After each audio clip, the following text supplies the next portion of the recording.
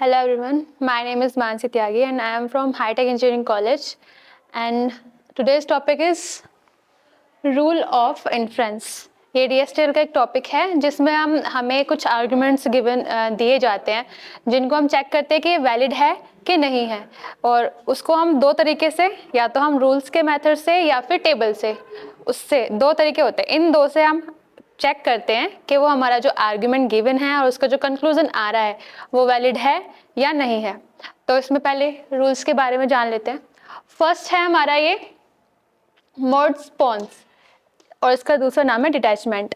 इसका मतलब ये है, जब P इंप्लाइज कर रहा है Q को, तो इसका क्या कंक्लूजन आएगा, हमारा Q कंक्लूजन आएगा, क्योंकि हम इन्फ्रेंस में क्या लेते हैं, जो भी हमारी वैल्यू जहां पर ट्रू आती है सिर्फ हम वही वैल्यू को पिक करते हैं। अब P टेंस टू Q का एक नॉर्मल तरीका या फॉर्मूला, जो भी आप उसको मान लो, ये होता है P अगर फॉल्स है और Q अगर ट्रू है तो वो रहेगा हमारा ट्रू, ये P और ये Q। P अगर फॉल्स है और Q फॉल्स तो भी क्या रहेगा, ट्रू। P अगर ट्रू है, Q फॉल्स है तो क्या रहेगा, फॉल्स। P ट्रू और Q ट्रू तो भी ट्रू रहेगा। अब इसमें बाकी सब जगह तो ट्रू है, बस एक जगह फॉल्स है, वो भी किस कंडीशन पे, जब Q हमारा फॉल्स है। फॉल्स है तो इसलिए ये फॉल्स आ रहा है, तो इस वाली जो कंडीशन है, ये वाली, इस कंडीशन की वजह से हम इसमें सिर्फ Q को ही कंसीडर करते हैं कि Q जब ट्रू होगा, क्योंकि हम सिर्फ ट्रू वैल्यू लेते हैं, और पॉसिबिलिटी कब है ट्रू होने की, जब हमारा Q भी ट्रू हो, तो हमने इसीलिए सिर्फ Q को कंक्लूजन लिया है। तो नेक्स्ट है हमारा मोड्स टॉलरेंस। अब इसका एक मतलब है Contra positive law. Contra positive का मतलब है, जैसे हमें मिला है P टेंस टू Q, अब इसका पहले तो हम कर दे कन्वर्स और फिर करें हम इसका इनवर्स। अब कन्वर्स का क्या मतलब है, P इंप्लाइज कर रहा है Q को, तो कन्वर्जन का मतलब है Q इंप्लाइज करेगा P को, और इसका इनवर्स का मतलब है हमने इसका कन्वर्स कर दिया और फिर हम इसका कर रहे हैं इनवर्स, मतलब नेगेशन कर रहे हैं, तो negation Q implies negation P। ये हमारा जो निकल के आया है वो आया है कॉन्ट्रा पॉजिटिव ऑफ दिस। तो इसका सेम अगर हम ये वाला मेथड से देखें तो ये हमारा P हो गया और ये हो गया हमारा Q। अब इस तरह से कंक्लूजन हमारा क्या आ रहा है, Q आ रहा है, तो कंक्लूजन क्या है, Q, और यहाँ पे कंक्लूजन में हमारा है क्या Q की जगह, नेगेशन P, तो यहाँ पे भी क्या आया हमारा कंक्लूजन, नेगेशन P। तो इसलिए ये लॉ ऑफ कॉन्ट्रा पॉजिटिव को भी प्रूव कर रहा है। इस तरह से हम इसे देख सकते हैं। नेक्स्ट है हमारा हाइपोथेटिकल। अब इसमें क्या है, P इंप्लाइज कर रहा है Q को, Q इंप्लाइज कर रहा है R को, तो जो हमारा लास्ट जो हमारा कंक्लूजन रहेगा वो क्या रहेगा, P इंप्लाइज करेगा R को। वो किस लिए, हम ये सेट्स में भी हमने पढ़ा है, अगर P इंप्लाइज कर रहा है, A इंप्लाइज कर रहा है B को, B इंप्लाइज कर रहा है C को, तो A इंप्लाइज करेगा C को। उसी तरह से इसमें भी यही है, P इंप्लाइज कर रहा है Q को, Q इंप्लाइज कर रहा है R को, तो फाइनल हमारा कंक्लूजन क्या आया है, P इंप्लाइज कर रहा है R को। नेक्स्ट है हमारा डिसजंक्टिव स्लोगन्स। अब इसमें क्या है, P और Q, अब और आ रहा है यहाँ पे और यहाँ पे Q की बात हो रही है, तो इसमें हमारा कंक्लूजन Q भी हो सकता है और P भी हो सकता है। वो किस लिए, अब और की कंडीशन देखोगे तो जब दोनों ही फॉल्स हो तभी वो फॉल्स रहता है, बाकी सब में वो ट्रू रहता है। तो इसीलिए कंक्लूजन हमारा चाहे तो, अब दोनों कंडीशन में अगर फॉल्स है तो हमारा फॉल्स, बाकी सभी कंडीशन में ये ट्रू रहता है, P एंड Q। अब इनका हमने और कराया ये P और Q, तो बाकी सभी कंडीशन में आप देख पा रहे होंगे सब में ट्रू है, बस जब दोनों हमारे फॉल्स हैं उसको छोड़ के, तो हमें सिर्फ लेनी वही कंडीशन है जिसमें ट्रू आए। तो ट्रू में जब ट्रू की बात हो रही है तो ट्रू हमारा Q भी हो सकता है और P भी, और दोनों भी हो सकते हैं। तो कंक्लूजन में हमारा मर्जी हम Q ले या फिर P ले, वो डिपेंड करता है कि क्वेश्चन में वो क्या मांग रहा है, तो जैसे वो मांगेगा हम वैसे ही लेंगे, या तो P या फिर Q। नेक्स्ट है हमारा कंस्ट्रक्टिव। अब इसमें क्या है, P इंप्लाइज कर रहा है Q को, R इम्प्लाइज कर रहा है S को, तो हमारा आंसर में क्या आ रहा है P, और उसका जो हमारा कंक्लूजन है वो है Q, और R उसका कंक्लूजन है S। अब इसी को हम फर्स्ट रूल से देखते हैं। अब सिर्फ इसकी बात करें, हम इसको दो तरीके से भी लिख सकते हैं, या तो ऐसे या फिर P अपॉन Q और R अपॉन में बस इसलिए बस एक तरह से डिवाइडर की तरह है कि ये हमारा कंक्लूजन है बस। अब इसकी फर्स्ट रूल से बात करते हैं। P इम्प्लाइज Q, क्या हमारा कंक्लूजन आ रहा है, क्यों आ रहा है, तो हम इसको डिवाइड करके देखें तो P इम्प्लाइज Q, इसका कंक्लूजन क्या आएगा, क्यों आएगा। R इम्प्लाइज S, इसका कंक्लूजन है S। तो यहाँ पे हमने और ही क्यों लिया, जब यहाँ पे एंड साइन आ रहा है, तो एंड की कंडीशन में जब दोनों ही ट्रू रहेंगे तभी हमारा ट्रू रह सकता है। तो जब हम ट्रू की ही बात कर रहे हैं सिर्फ, तो हम कोई सा भी ले लें, लेनी हमें वही कंडीशन है जिसमें ट्रू रहेगा, तो या तो हम Q लें या फिर S ले, वो भी हम पे डिपेंड है। ये सेम नहीं है इसकी तरह, पर कुछ कंडीशन पे हमें सिर्फ ट्रू वैल्यू लेनी है, इसलिए हम कोई सा भी ले, हमारी मर्जी, इसलिए यहाँ पे और का साइन लगाए। अब नेक्स्ट कंस्ट्रक्टिव। कंस्ट्रक्टिव में ये हमारा P टेंस टू Q और R टेंस टू S, और इनके बीच में एंड का साइन आ रहा है। सेम इसको हम बोल सकते हैं इसकी तरह, हाफ हाफ में अगर इसको देखोगे तो ये इसकी तरह ही है। वो कैसे, P टेंस टू Q है, तो इसका हमारा कंक्लूजन क्या आ रहा था, नेगेशन P कंक्लूजन आ रहा था, और इसमें भी हमारा सिर्फ इसको देखे हाफ, तो कंक्लूजन है हमारा नेगेशन P, और इधर हाफ में देखे तो इसका कंक्लूजन आ रहा है हमारा नेगेशन R। तो इसमें और क्यों आ रहा, सेम ये ऊपर वाली कंडीशन कि इसमें जब दोनों ट्रू रहेंगे तभी ट्रू रह सकता है, सिर्फ एक ही कंडीशन ऐसी है, इसलिए हम या तो कंक्लूजन P ले नेगेशन या फिर R ले नेगेशन। अब इसमें हम पे डिपेंड करता है, तो इसलिए यहाँ पे और का निशान आया है। और एक ये सिंप्लीफिकेशन, ये सिंपल सा रूल है, यहाँ पे P एंड Q आ रहा है। अब इसका भी कंक्लूजन ये है, जब दोनों ट्रू रहेंगे तो ट्रू। अब कंक्लूजन में हम P ले या Q ले, ट्रू कब रहेगा, जब दोनों ही ट्रू। P लेते हैं तो Q भी हमारा ट्रू ही है, Q लेते हैं तो P भी हमारा ट्रू ही है। तो हमारी मर्जी है हम इसमें कौन सा लेते हैं। अब बात आई क्वेश्चन की कि उसकी वैलिडिटी हम कैसे चेक करते हैं। क्वेश्चंस आपको दिए जाते हैं कुछ आर्ग्यूमेंट्स, और उसमें लास्ट में आपको दिया जाता है कंक्लूजन। कंक्लूजन में या तो आपको दे देगा कि ये जो पूरा हमारा आर्ग्यूमेंट है ये इसको इम्प्लाई कर रहा है, उसको चेक करना है कि वैलिड है कि नहीं। तो दो तरीके हैं, एक तो हम इन रूल्स का यूज करके करें, या फिर दूसरा है ट्रुथ टेबल, उससे भी हम कर सकते हैं। ट्रुथ टेबल के लिए एक एग्जाम्पल ले लेते हैं।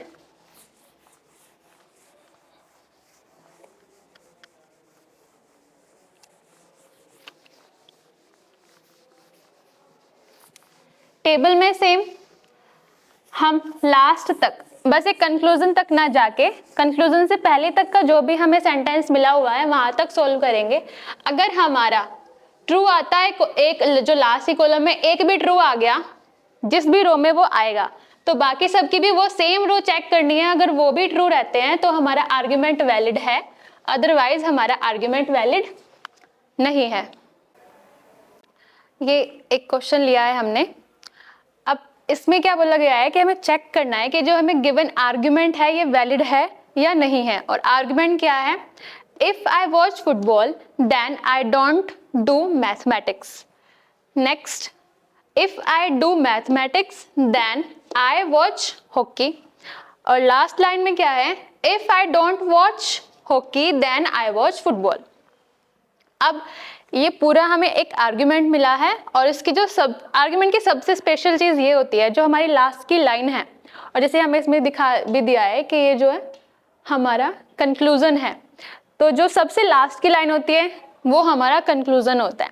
ठीक है, अब कुछ आर्ग्यूमेंट हमें ये गिवन है, तो हमें इन सबको पहले एक वेरिएबल प्रोवाइड करना होगा। अब हम इतना सारा तो एक साथ नहीं लिख सकते, तो हमें कुछ वेरिएबल्स इनको देने होंगे। जैसे if I watch football, football के लिए मैं इसको F से रिप्रेजेंट करूंगी, किसको, आई वॉच फुटबॉल।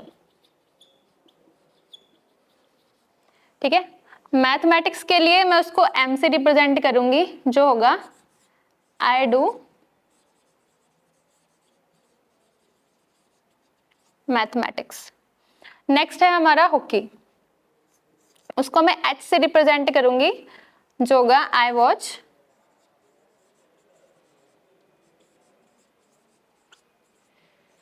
Watch hockey. ये हमने 3 रिप्रेजेंटेशंस ले लिए हैं अपने जो भी हमारा सेंटेंस है उसी की। अब इसमें क्या दिखाई दे रहा है, आई watch football, I don't do mathematics. Don't do की बात आ रही है और उसमें हमने क्या लिया है, डू। अब डोंट डू, यहाँ पे नोट का यूज हो रहा है तो हम इसका नेगेशन करेंगे डोंट डू के लिए, नेगेशन एम। अब सेम नीचे यहाँ पे देखो, यहाँ पे लास्ट में क्या आ रहा है, आई don't watch hockey. Don't watch hockey का मतलब हम उसके लिए क्या लेंगे, नेगेशन एच। कोई और नया वेरिएबल नहीं लेंगे, जो वेरिएबल है नोट के लिए उसी का ही नेगेशन करते हैं हम, बस सिंपल ये चीज है। अब यहाँ पे हम साइन कैसे यूज करेंगे, फर्स्ट ये हमारा इफ और देन, सेंटेंस के बीच में क्या आ रहा है हमारा, इफ और देन आ रहा है। तो हमारा जो फर्स्ट वाला सेंटेंस है और सेकंड वाला सेंटेंस है, इफ देन का यूज हो रहा है इनके बीच में, तो हम क्या करेंगे, इम्प्लाइज का साइन होता है जो हम यूज करते हैं इफ देन के लिए। जैसे I watch football, I watch football, F से रिप्रेजेंट करा रहे हैं, F I watch football, then I don't do mathematics. Don't do मतलब नेगेशन एम, नेगेशन एम है। और इफ देन का साइन क्या होगा, इफ देन का साइन होता है इम्प्लाइज, इफ देन का साइन होता है इम्प्लाइज, ठीक है। नेक्स्ट सेंटेंस क्या है हमारा, if I do mathematics, I do mathematics, इसका क्या हमारा वेरिएबल है M. Next then I watch hockey, I watch hockey के लिए क्या है एच, तो यहाँ पे हम क्या यूज करेंगे एच। और सेम यहाँ पे भी इफ देन का यूज हो रहा है, इफ देन, तो उसके लिए हम इम्प्लाइज का यूज करेंगे, ये होता है इफ देन का साइन। अब बात है इन दोनों जो हमारे जो रिप्रेजेंटेशन है, हमारा जो भी सेंटेंस है उसकी रिप्रेजेंटेशन, इनको हम कैसे कंबाइन करें। अब ये पूरा एक सेंटेंस है, यहाँ से लेके यहाँ तक फुल स्टॉप आ रहा है, फिर यहाँ से लेके यहाँ तक पूरा एक सेंटेंस। अब इन दोनों सेंटेंसेस के बीच में फुल स्टॉप है, ना तो किसी एंड का यूज हो रहा है, ना ही किसी और का यूज हो रहा है, ना ही वर्ड में हमें ऐसे कुछ बताया गया है। जब फुल स्टॉप आ रहा है या फिर ऐसे कोमा आता है तो हम उसको क्या कंसीडर करेंगे, एंड कंसीडर करेंगे। इन दोनों को हमें किससे ज्वाइन करना है, एंड से। और जो हमारा लास्ट कंक्लूजन आ रहा है वो क्या आ रहा है, कंक्लूजन को आप कैसे लिखोगे,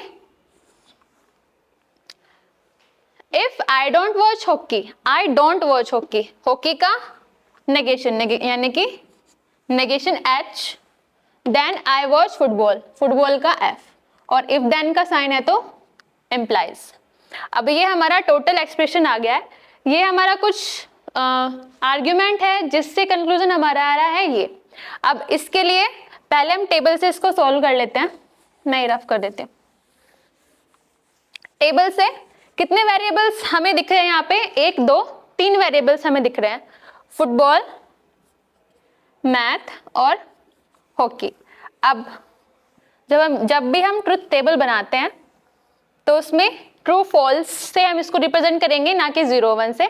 और उनके हमें कितने कॉम्बिनेशंस बनाने हैं, तो हमारे कितने टोटल होते हैं, ट्रू और फॉल्स 2 हो गए, और कितने वेरिएबल हैं 3, तो 2 द पावर 3, तो हमारे कितने कॉम्बिनेशन होंगे, 8 कॉम्बिनेशन।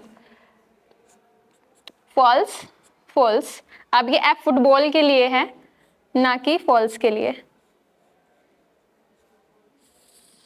ठीक है।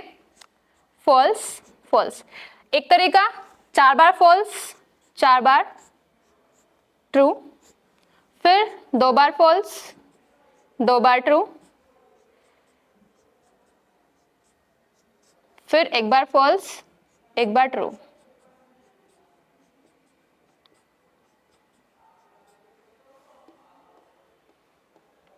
ठीक है। अब जैसे जैसे हमें यहाँ पे एक्सप्रेशन में शो हो रहा है हम वैसे वैसे इसको सॉल्व करेंगे। हमें चाहिए क्या, नेगेशन एम चाहिए, और कंक्लूजन क्या है हमारा, नेगेशन एच। तो पहले इनका नेगेशन निकाल लेते हैं, negation M and negation H. इसके लिए बस सिंपल क्या है, जो हमारा फॉल्स है वो ट्रू हो जाएगा और जो ट्रू है वो फॉल्स हो जाएगा।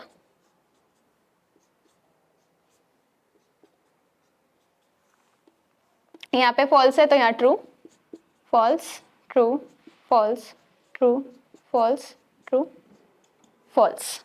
ठीक है, नेक्स्ट। अब ये एक्सप्रेशन हमें गिवन है, ये मैं एक्सप्रेशन कहीं और लिख लेती हूँ।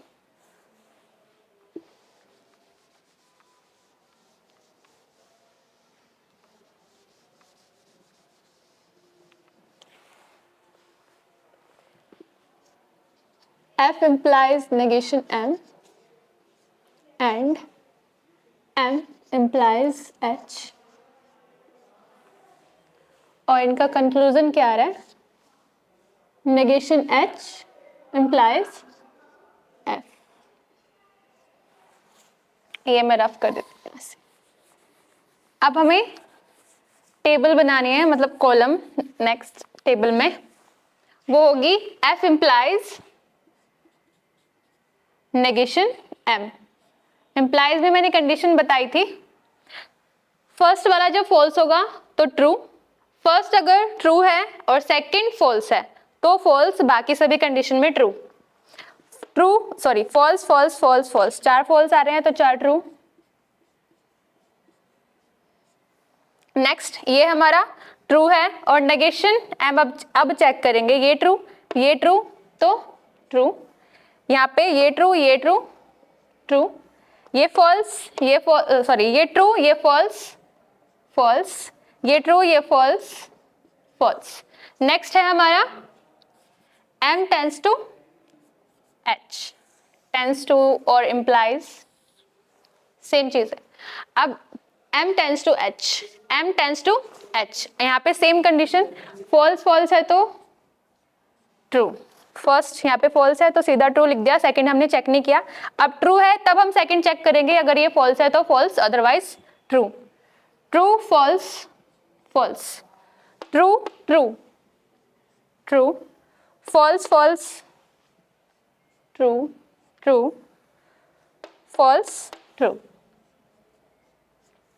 अब नेक्स्ट हमारा जो कंक्लूजन है उसको देख लेते हैं, या फिर पहले हम इन दोनों का एंड करा लेते हैं, हमें चाहिए एंड, तो इन दोनों का हम एंड करा रहे हैं, तो मैं सिंपल लिख देती हूँ, ये हमारा A है, ये हमारा B, तो A एंड B करा रहे हैं हम।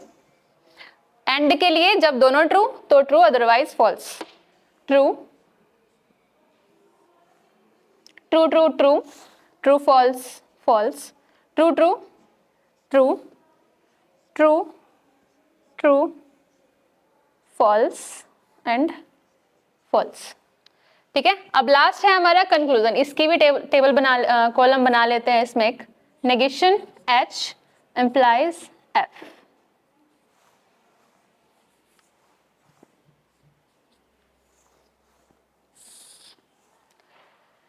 नेगेशन H implies F, यहाँ पे ट्रू है और यहाँ पे फॉल्स, तो ये फॉल्स हो गया,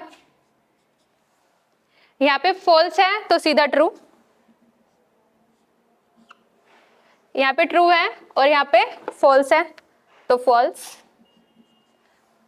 नेक्स्ट पे फॉल्स है तो ट्रू, नेक्स्ट ट्रू है तो यहाँ पे ट्रू है, तो ये क्या आ जाएगा?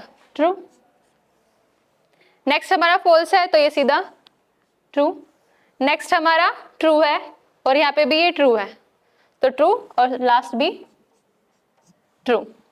ठीक है, अब हमारा लास्ट आंसर था यहाँ तक, ये तो हमारा कंक्लूजन है, इसको अभी हम नहीं कर रहे हैं, पहले हम करेंगे इसको चेक। यहाँ पे कितने ट्रू आ रहे हैं? हमारे यहाँ पे 5 ट्रू आ रहे हैं, उनके लिए अब जिस जिस रो में ये ट्रू आ रहे हैं उन सब में ये वाला कॉलम और इसके वाला कॉलम, ये दोनों कॉलम्स चेक करेंगे, अगर ये इन दोनों की कॉलम में सेम रो पे ट्रू रहता है तो हमारा ये आर्गुमेंट वैलिड है। चेक कर लेते हैं एक पहले, ये सेम रो फर्स्ट रो की बात कर रहे हैं, ये हमारा बी है और ये हमारा ए, ये दोनों भी ट्रू। नेक्स्ट यहाँ पे ये दोनों भी ट्रू आ रहे हैं, तो एक तरह से एक पे ही हो गया है, ये कंक्लूजन आ गया हमारा, जो हमारा जो कंक्लूजन है और जो वैलिड हमारा जो हमारा आर्ग्यूमेंट है वो वैलिड है। ज़्यादा चेक करने की जरूरत नहीं है, पर जितने हो रहे हैं उतने आप शो करा सकते हो।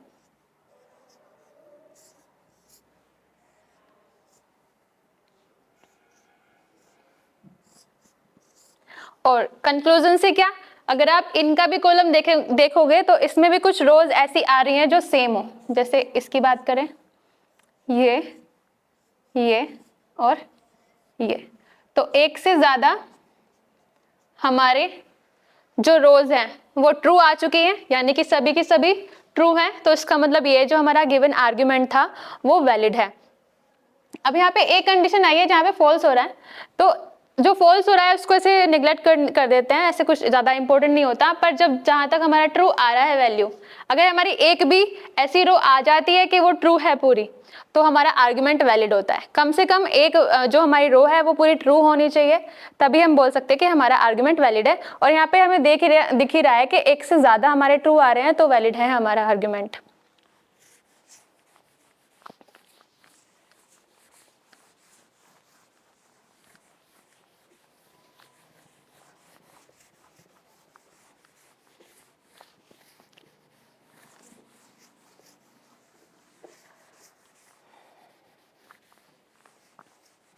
आगे आने वाली क्लासेस में मैं इससे रिलेटेड और भी क्वेश्चंस कराऊंगी। और आज के लिए इतना ही, और जिसको अगर कुछ क्वेश्चंस हो तो वो पूछ सकते हैं कमेंट में। Thank you.